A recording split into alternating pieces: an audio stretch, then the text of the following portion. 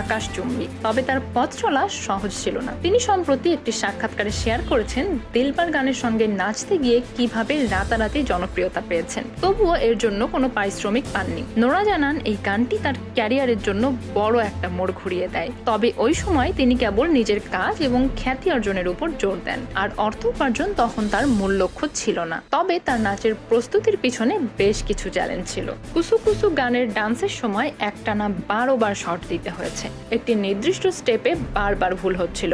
Nora জানিয়েছিলেন এই স্টেপটি করতে করতে তার শরীর ক্লান্ত হয়ে পড়ে এবং শেষ পর্যন্ত শটটা ঠিকঠাক হলে হাঁটতেও কষ্ট হচ্ছিল।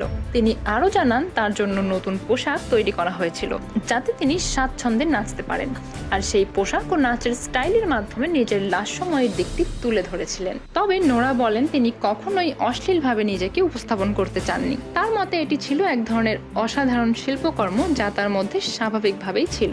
নোরা ফাতেহি তার ক্যারিয়ারের শুরুতে আইটেম ডান্সের জন্য পরিচিত হলেও এখন তিনি অভিনয় এবং সিরিয়াস চরিত্রে কাজ করতে চান। তিনি চান তার ক্যারিয়ার এক নতুন দৃষ্টিভঙ্গিতে এগিয়ে যাক, যেখানে তাকে শুধুমাত্র আইটেম গানে সীমাবদ্ধ না রেখে আরও অনেক কিছু করার সুযোগ দেওয়া হবে।